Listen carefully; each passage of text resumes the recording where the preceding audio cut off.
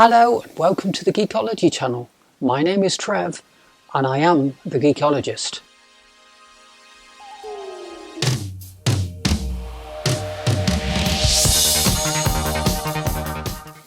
Now and then, stereo versus Atmos. What did you think first of all? Now, what did I think? I thought that the stereo track was better. The reason why I thought the stereo track was better was because it seemed to have more punch, more liveliness, and sounded less hollow and echoey compared to the Atmos version. I listened, as you have done, to both versions on that YouTube, and I just listened to them backwards and forwards.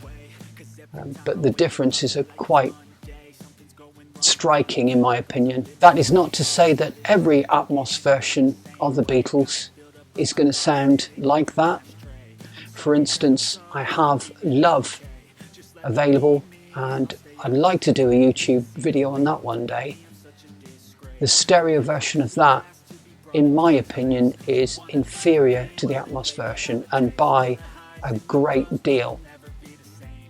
Love was taken from the original Beatles tracks, and George and Giles, his son, worked at some length and some skill to seek them into this just magical spell of what sounded like new Beatles recordings, but all they were Beatles recordings that had been taken from the master tapes and remixed, and different parts of different tracks were put into different speakers, and that was amazing compared to the Atmos version of Now and Then, which seems to be just a wider sound.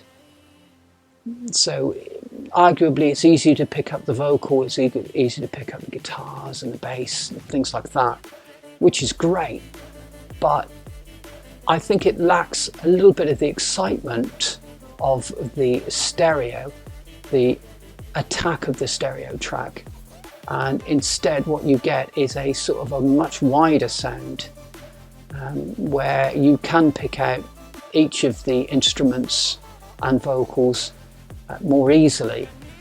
But I think that width has squeezed some of the resolution out of the track. So all in all, I was very slightly disappointed in the Atmos track. That's not to say that I won't stop listening to it, because I will. But I think in preference, I would rather listen to the stereo track than the Atmos track. It'd be great to know what your opinions are. The opinions that I've started trickling through on it, on the YouTube video that I did, is that people seem to prefer the stereo track. Of course, the purists out there will go for mono, and I even had somebody on a Beatles site saying that they would have preferred it in mono. And of course, all of our concerts that we go to, they're pretty much in mono, aren't they? There's nothing wrong with mono, but I think that if it can be done with a little touch of stereo, or even better, if it can be done with a dash of Atmos, and the Atmos works like it did in War of the Worlds, Super Audio CD, the Beatles Love DVD audio, and quite a few other things that I've got, then yeah, I think it's worth doing, and it gives you another experience, and I'm all about experience. You have been watching the Geekology channel. This is the latest instalment, and I think we'll now put Now and Then to a close until their next Last Beatles single release. Stay tuned for that one.